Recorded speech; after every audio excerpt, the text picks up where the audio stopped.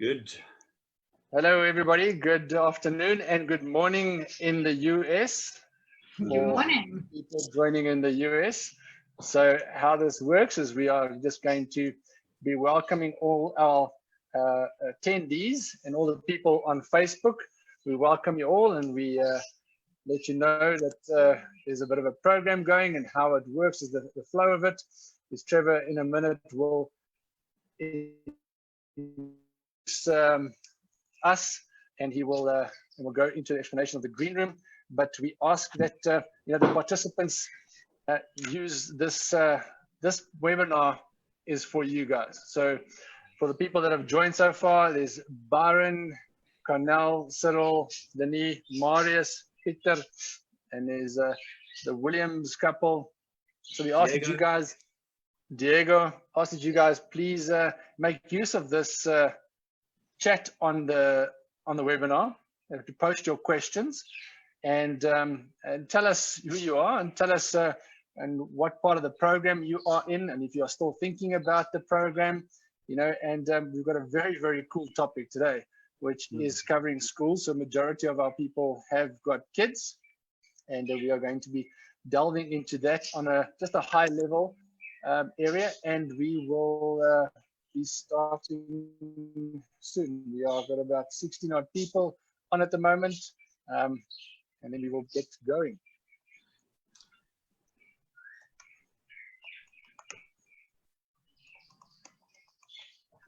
Okay. You're saying as well that it looks so bright and sunny there, Yvonne, where you are in Texas. Hey, amazing. Yeah, like South Africa, sunny and bright. Lovely.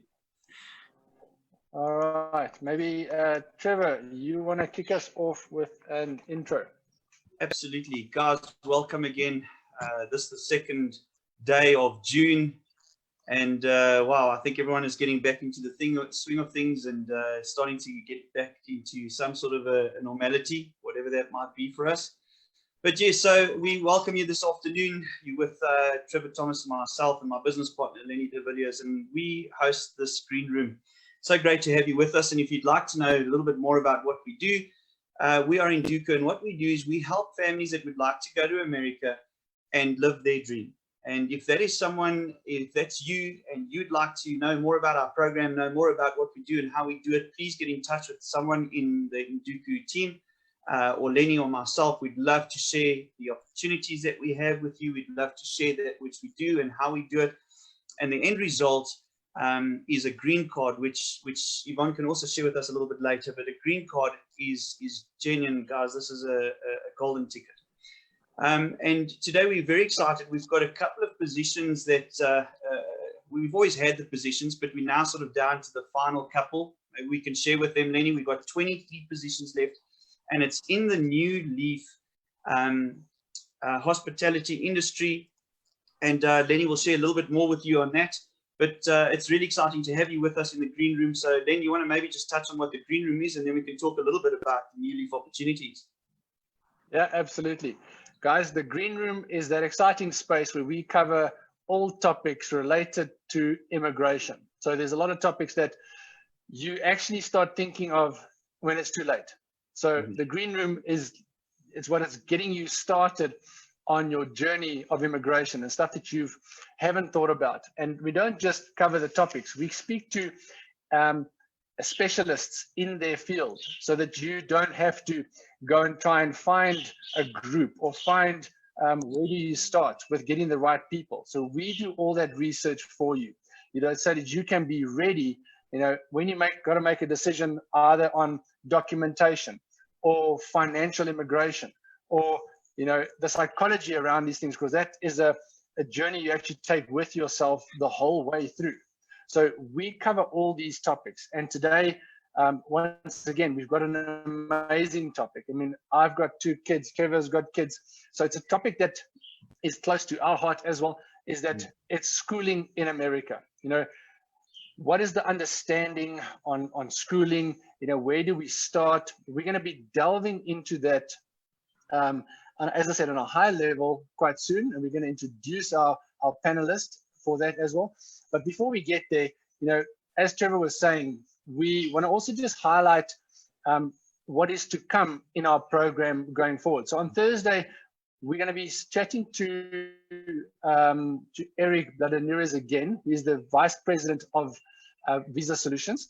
And we are going to be uncovering the position that one of the positions we are employing for is in the hospitality industry with New Leaf Hospitality.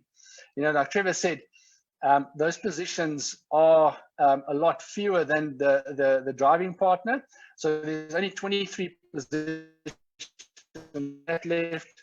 The 3 positions obviously is a front desk operator, a line chef, and a room attendant. So if you are in the position studying in hospitality or any hospitality field, and you've been looking to immigrate and looking for opportunities where you can take your experience and stuff and move to America with a green card, you know, or if you know of someone like that, you know, please highlight that, share this webinar with them, or the webinar that we are going to be covering on Thursday.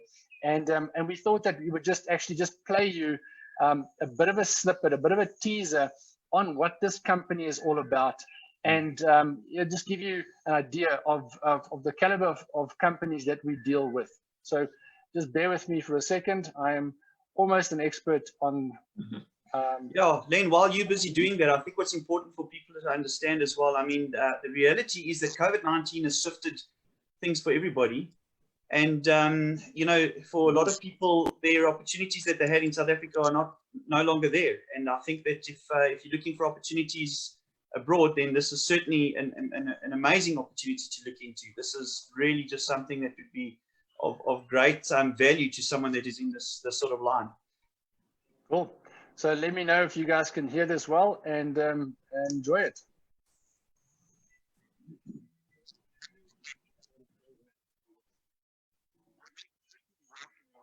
No, Len, the sound's not coming through. Is the sound not working? No. Oh dear. That's what we thought might be an issue, but that's fine. So guys, we will then actually sort that out later on. Don't worry. We'll post that link. Do you want to try one more time? Let's just try one more time, see if that works. Okay, let me see here. It's always like that. When we tested it just now, it was working fine. When you go live, things happen. Yeah, exactly.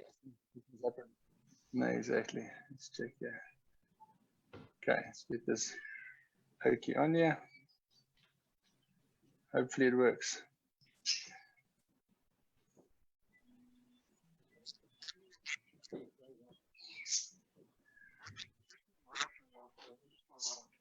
No, sounds not clear.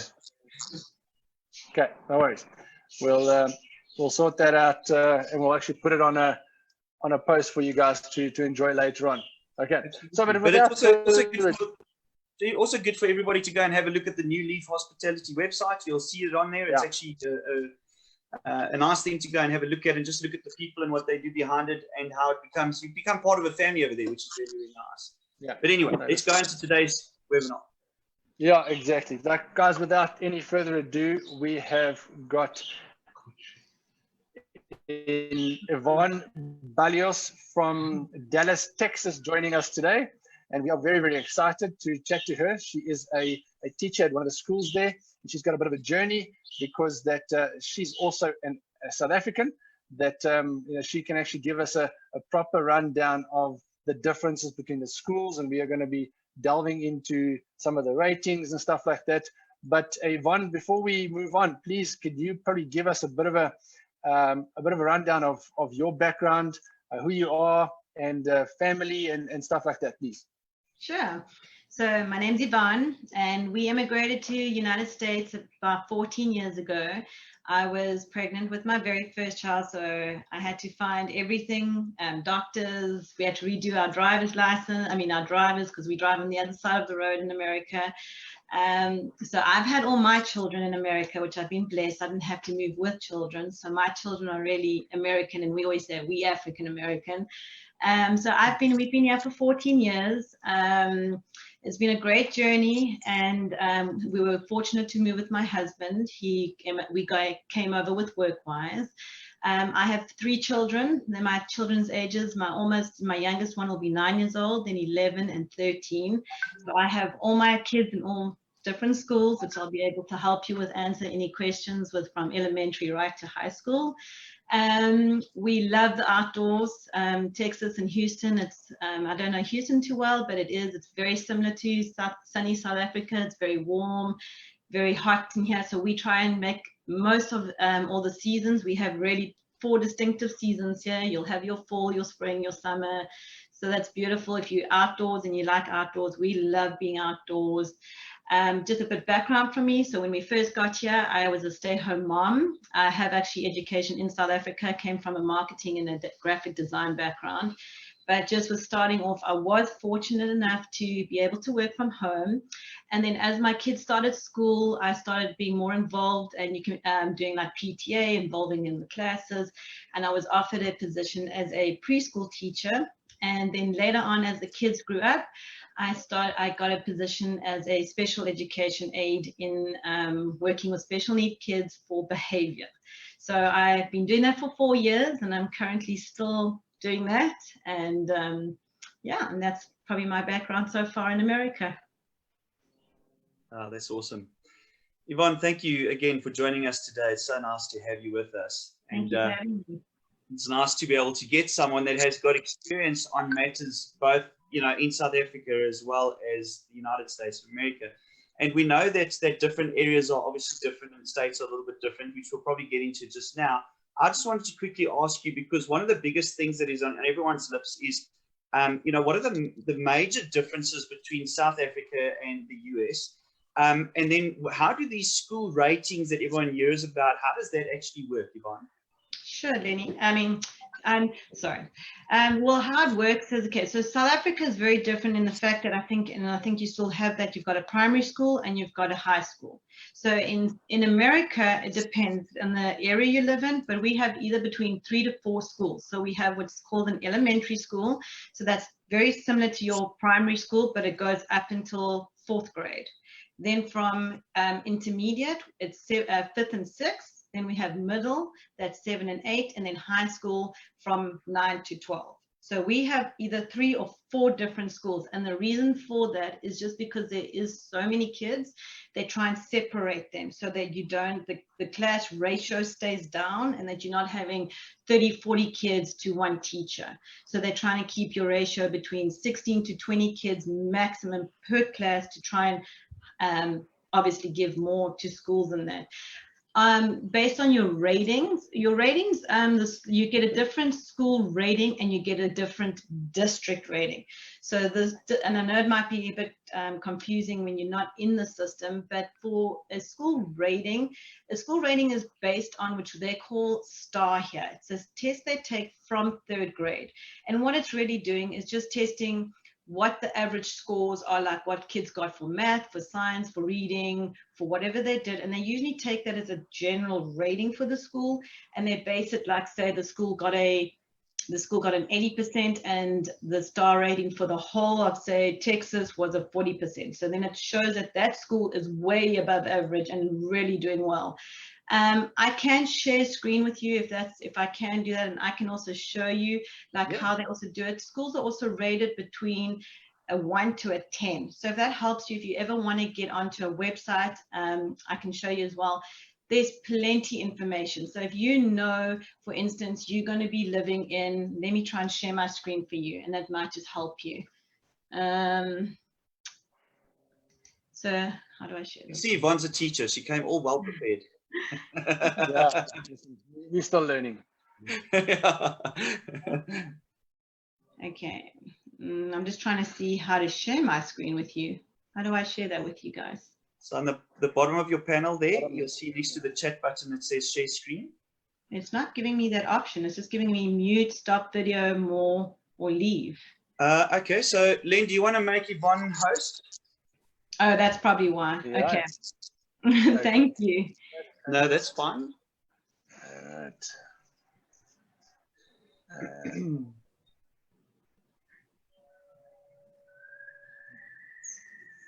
Okay, try now.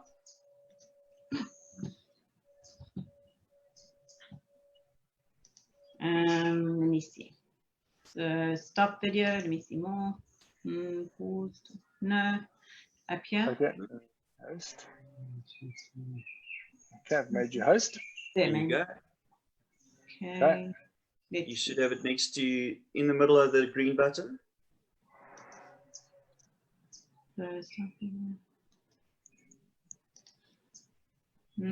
No, it's not allowing me, unfortunately. Okay, so what I wanted to show you was, like, say for instance, it's a map and it shows you all, like, say, you know, you're going to come and move to, say, the Tomball area. So I would type in, and it's in the website, and I can share this all with you. I can send that all to you guys later, and you guys can maybe share this. But say I wanted to look at Tomball area. So I would say Tomball, and Tomball would give me all the areas, like, I mean, all the schools, like the elementary, the high school, the middle school. And on this side, it will give me a rating. It will say a 9, a 8, a 1, a 2, or whatever. And your schools are rated from, so 1 to 4 or 1 to 3, depending on which area, is a below. So you don't really want to be in those schools. Like a 3, like a 4 to 5 is the average, 6 to 7 is above average, and then 7 and 8 to 10 is your best schools. And it will show you. Out of 10. Say that again, Lenny. It's out of 10, the rating. Yeah, so it's 1 to 10. So 10 obviously being the best, and 1 obviously being the ones you really don't want to go to. And then it will also give you how many students are in those schools. So like I was in Tomball, which I would have loved to have shown you, and it's given me a map of exactly that area of Houston. And it shows me that it's what the, like, say, I wanted to look at elementary for my kids. So it will go from pre-K. Tomball Elementary is from pre-K to 4th grade. It has got 717 students in the entire school through 5 or 6 grades if they're taking pre-K into consideration. It's telling me the average, it's a rating of 6 out of 10. So it's not bad, but it's not the best. But then Tomball, like the high school, is getting a 7. Or then I went to one of your other ones like Cyprus, or there was someone else, and that showed me it got a rating of 10.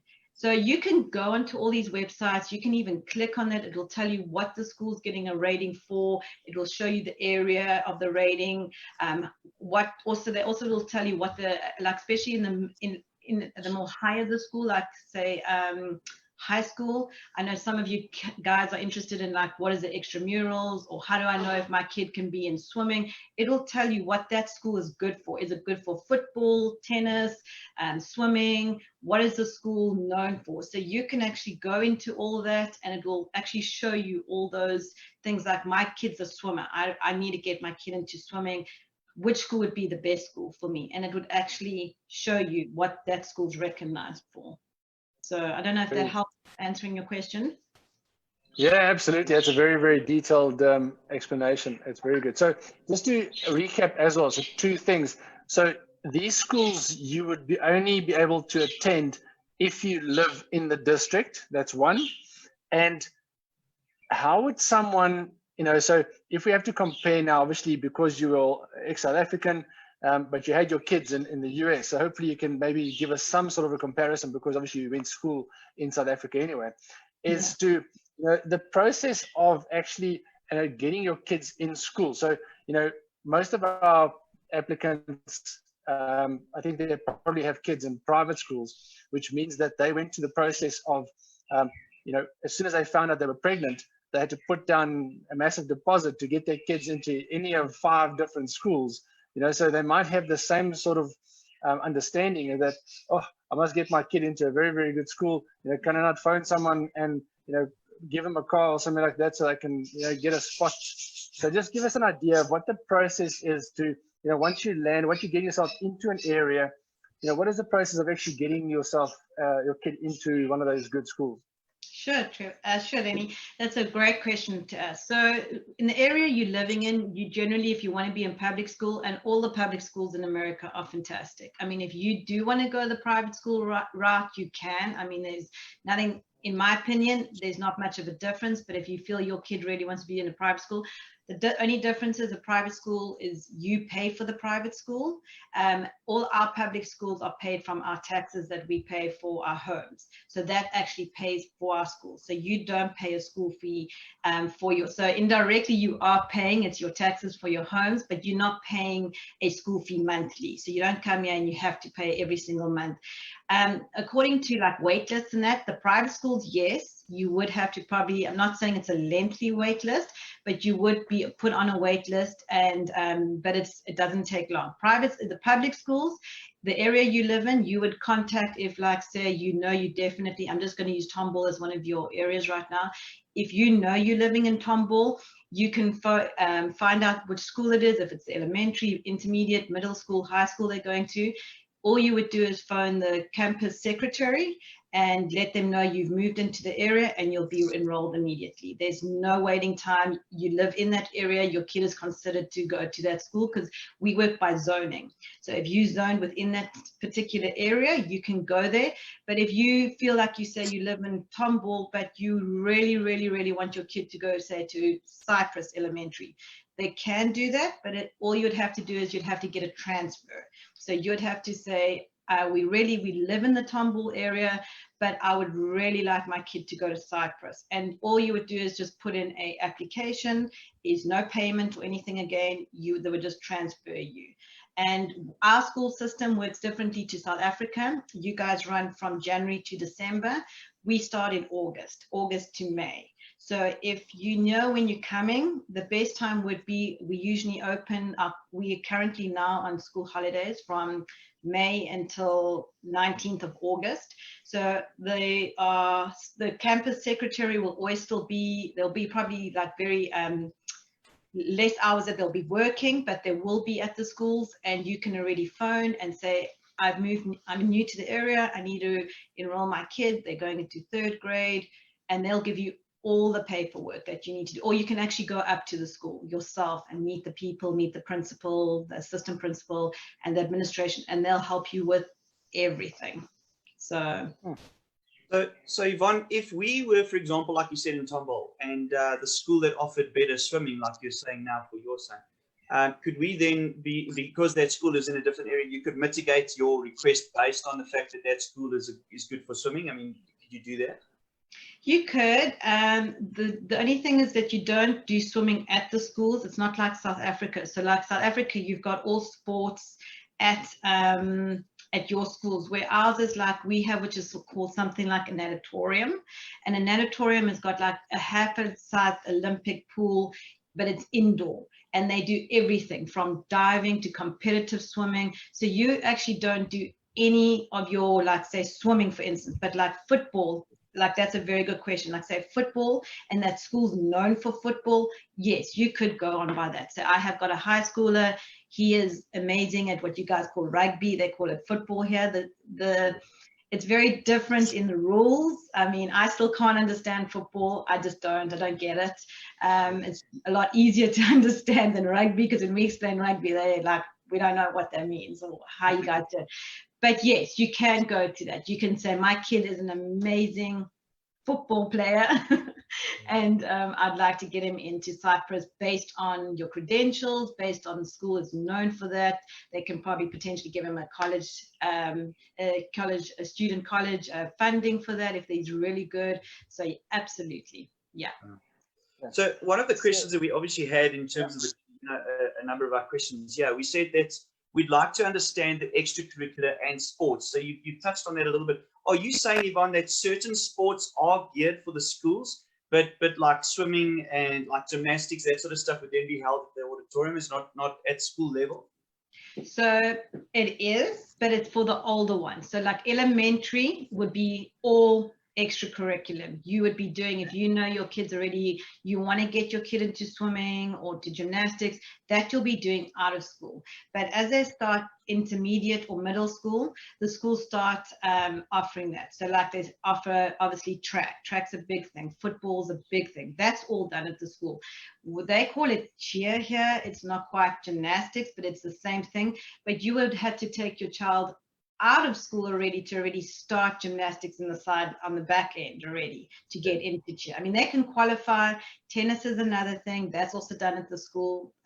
It's just more like swimming, soccer, that'll be done also. But if you want to start, like my kids started at the age of 3, so at elementary they didn't have it. But now my middle daughter will be going, my middle daughter will be going into 7th grade, but only in 8th grade 7th and 8th grades will they allow them to actually qualify or try out for, say, like soccer, track, and all that. So it's really from 7th grade onwards that it will all be done at the school, if that helps you.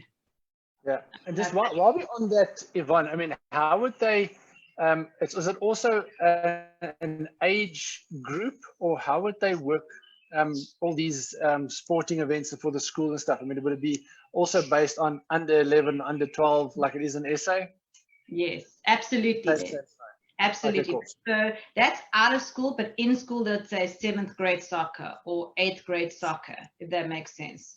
And then when you go to high school, then so they'll group you by your ages. So like, yes, but out of school, it's U11, U12, U13, and you would be based in that. So yes, absolutely. Okay. It's definitely by age group. All right, Yvonne, before we get on to some of the attendees' questions, I think there's 1 or 2 questions that they have posted. I just wanted to ask something around transportation for kids. You know, so obviously being in South Africa, you know, some kids have got bodyguards following them to school, and you know, no one can pick up my school except that they have a letter stamped by the police and stuff like that. You know, so it's quite a process to get other transportation for your kids. How does the transportation system work for the kids? Great question. Well, we are very blessed that transportation for the schools is a given. So there's buses from school. You have to live within the 2-mile radius. So if you live within 2 miles and a kid can walk to school, they generally want you rather to walk to school, and it is safer to walk to school and go home to school. But if you live without a 2-mile radius, the transportation, as I believe, I don't know if they've changed it, but it is free up until now, and they'll take the kid to this like a certain bus stop, and it's literally like within a walking distance from their school to home, or from home to the bus stop to go to school. Then there's also other, like for speaking about myself, I was moved to a different school this year, and my youngest had to be transported to my school from her school. So they've got something called Smiley Transportation, and it's like a little mini bus, if you want to call that. You do have to pay for that, but they text you the minute the kid gets to your school. We're here, we're outside. They'll make sure the kid's with you, and then they send out a group text to the company saying, whoever, John's been dropped off, safe and sound, and was with parent or whatever. But that is a paid, but that they can transport the kid from school to home or to where you work if you want it. So you can arrange it, and that's extremely safe. Extremely. You don't know where your kid is, or it's extremely safe. But the schooling system, bus system, there's no problem either with that. So yeah. No, that's good. So Yvonne, I want to ask you a question now. You know, a lot of people are thinking about the fact that you know, the school year, like you mentioned, now starts from August. Okay, so let's say I've got a grade 7, and we're going to be arriving in America next year. You know, do you suggest that child, for example, does grade 7 over before going into the new curriculum with regards to now being in America? Do you know what I'm saying? So would you suggest one holds that little one back, or do you suggest, you know what, it's per kid? I mean, give me your thoughts on that. I think that's also a wonderful question. I think it's per kid, depending where your kid is academically. America is very geared for academic. So they obviously push kids a lot harder. But if you feel your kid is ready to, so you actually would be, it's a hard one, because you're an advantage that you've already started 7th grade, but you're coming into the middle of another school year.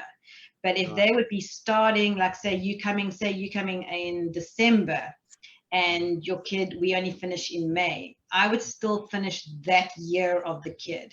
But if you coming in like, I don't know how to say, like September or something, or it's still the same. But I don't know. I think it's really based on your kid and how they are academically. If you feel that they can come in and just pick up where they've left, or if they're struggling and they really, like, reading's hard for them or mathematics is hard for them, I would personally say, you know, let them start the year fresh again from, say, 7th grade, start 7th grade again in August. Cool. But like I say, it's preferential. I mean, you know your kid as well, but I mean, that's also something you could come and speak to the administration in the school and say, we're currently in 7th grade. We've literally got 4 months left, but now we're going to come back here and we'd have to restart, or do I push my kid to 8th grade? So will they do an assessment on the children in that case? they will not do an assessment if you don't feel like there's problems. The only time they start doing assessments is when the kid is already in school.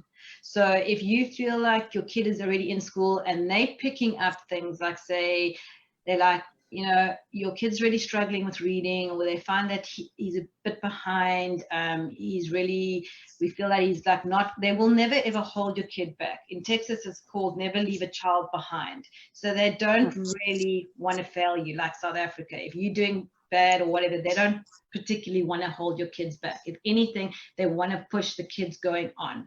So that's really, again, on a parent thing. They will never tell you to hold your kid back. If you actually go and say, I personally think my kid's really struggling, I think they should repeat a year, they won't fight you, but they don't encourage it either. They really want the kid to move with the age group and with their own like age, you know. All right. So another question from one of the attendees is from Fadil. He wants to know is what age would elementary school start, and would preschool like creche come at a cost, or is that also included in the taxes?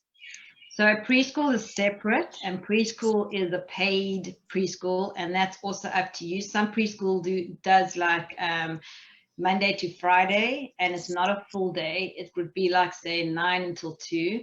But then if you're a working parent, they do have like, which they call, I can't say creche, but it is where you can have the kid at a full day school, but it's more like like they don't get educational. Pre-K, they get education. Elementary starts at the age of, depending again where the cutoff is, for us it's September. So if your kid is already 5 or 6 by that age, that's the age they would be going into elementary. And so elementary kindergarten, which we call kindergarten, would be your first year, is 5 or 6, depending, like if you're a September or August baby, you would fall just into that. So you're either very young or you're an older kid. So it would go from the ages from 6 years old all the way until, like I say, with the age where your birthday is, to 10 years old. So the 11 years old would be going already into intermediate school. So so elementary is literally from kinder to 4th. That's elementary.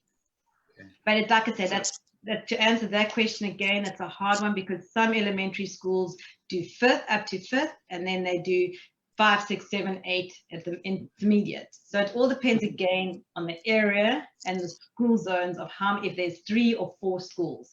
If there's 3 schools, they go from kindergarten to 5th. Does that make sense?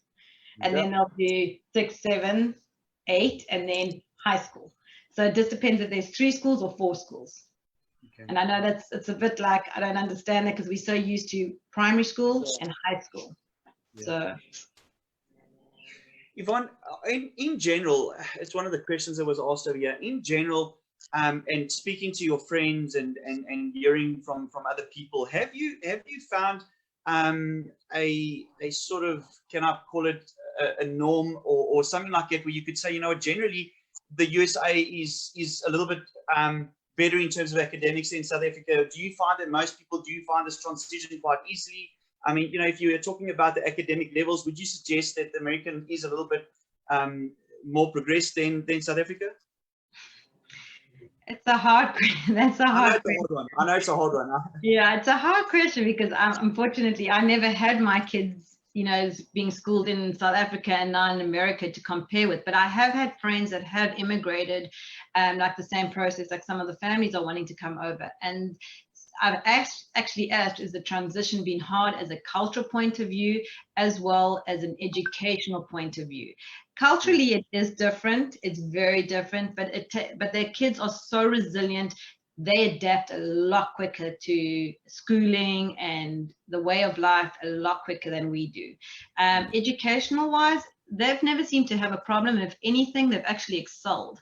I have known kids come from South Africa and actually come to America, and they are like straight A students getting honors rolls and actually getting bursaries or scholarships into universities and that, because we're also very athletic. So that also is very big in America. If your kid's very athletic, like swimming or something, there's a lot of opportunity to get scholarships to go to university. So in that way, I'd say there's not an issue with like transitioning from South Africa to America.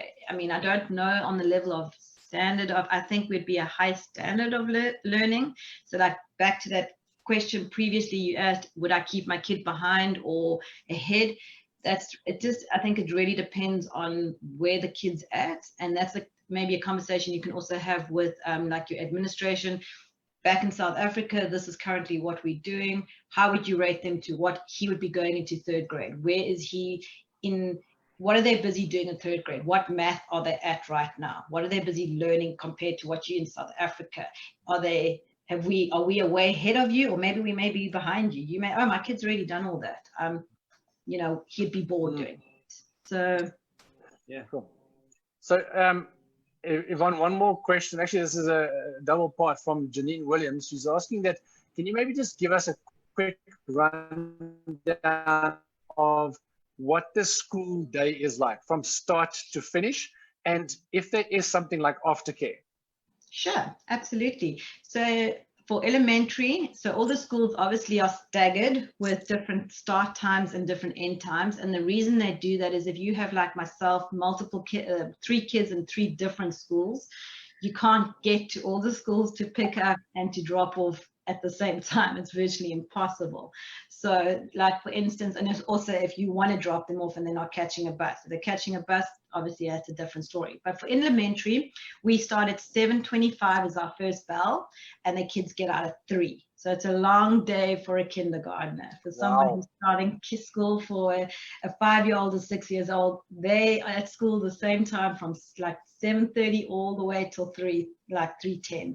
So then like my middle child, her school goes, so we get out at 3:15, my youngest, then my middle kid will get out at 3 o'clock, and my oldest gets out at 3:45 for a 7th grader. So he's in school all day, but then they start later. They start at 8:30 in the morning, and they only get out at 3:45. And then for like the older ones, they will have, if they're doing track or swimming, they'll either get bused. For swimming, they'll get bused to the natatorium from the school. The school will bus them, and they'll go swim at the natatorium, say for an hour or whatever, how long it is. And then either you'll pick them up at the natatorium or the school will bus them back to the school. So that is part of like the swimming. So in a day of a life, so they'll be doing activities in the morning.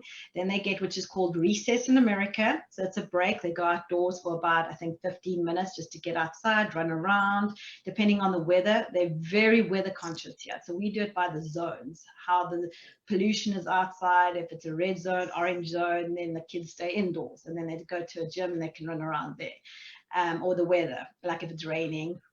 And then they'll have lunch. They'll have all the, we call them COCOs. I'm not sure what you call them in South Africa, but COCO is anything that's like PE, art, music, and theater. We have all that from kindergartner. And obviously it gets more as they go up. As they go up, and there's band, and there's not gymnastics, cheer, there's all that. As the years go up, the older they get. So there's more activities and more involvements. Like my middle child is doing band, and that's in the school at the same time, and then they'll do it afterwards as well. Then they'll have lunch. Lunch is a 30-minute. They only have lunch for 30 minutes, and then they'll go back to normal day school, and then get up by 3:10. So it's a long day.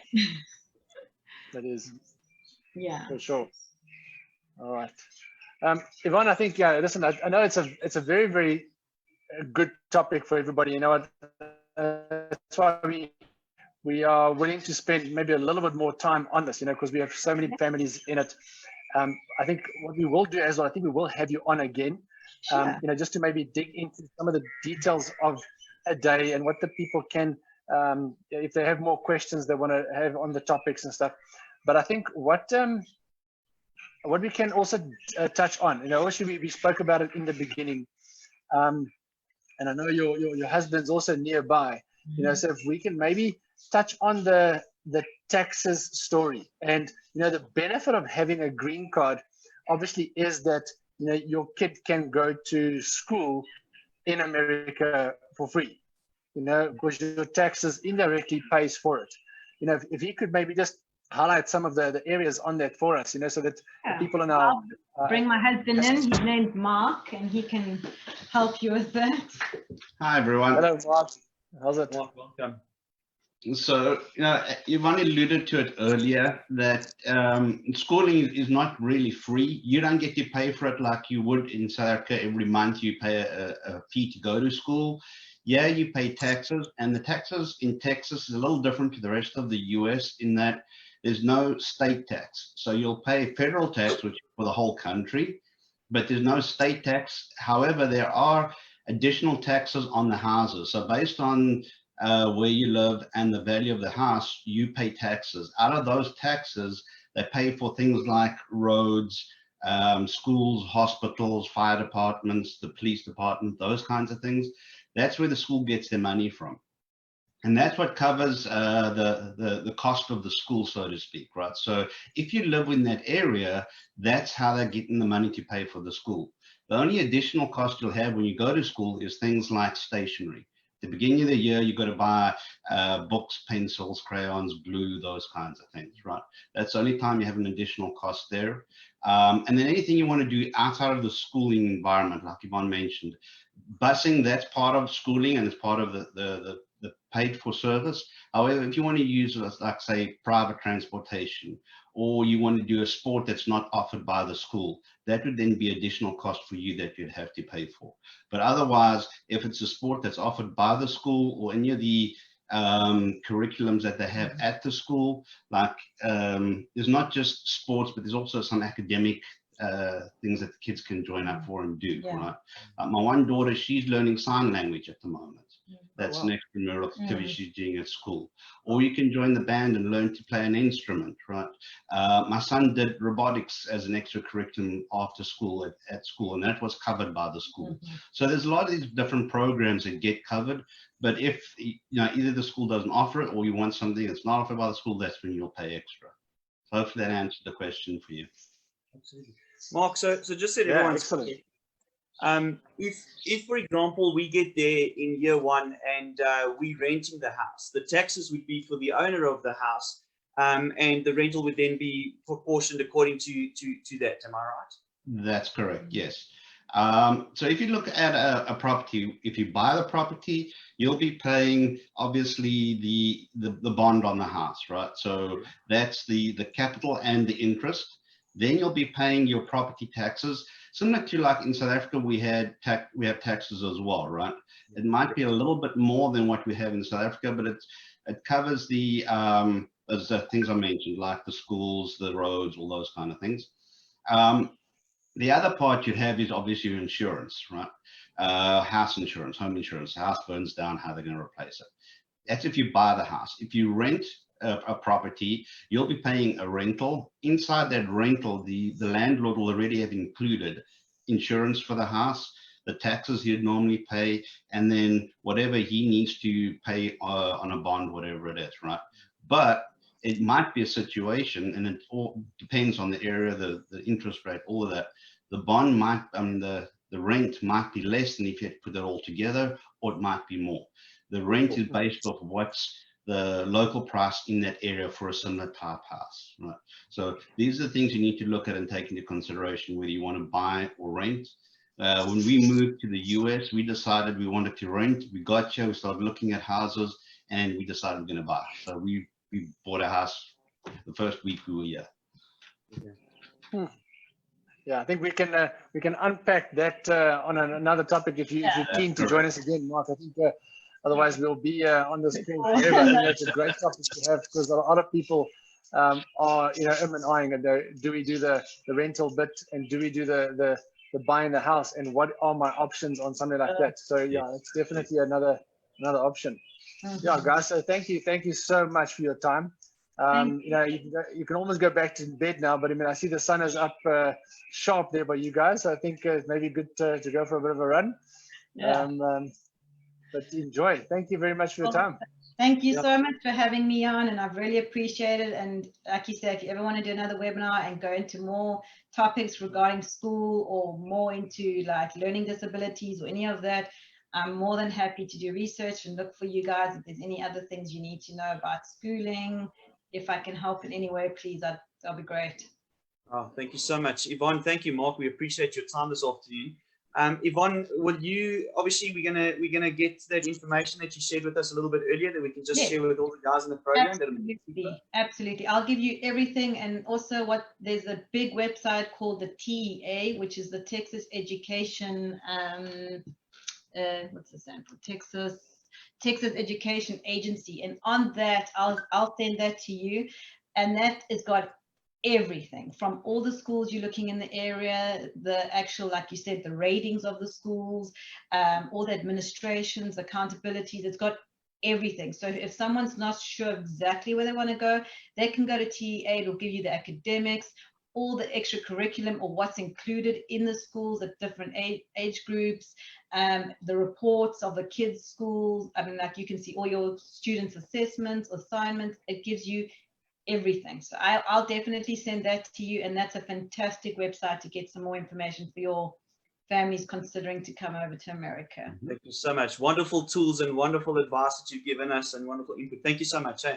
You're welcome. Thank you. Have a wonderful Thanks, guys. afternoon, I suppose.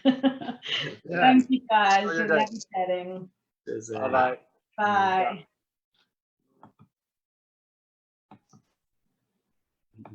Mhm.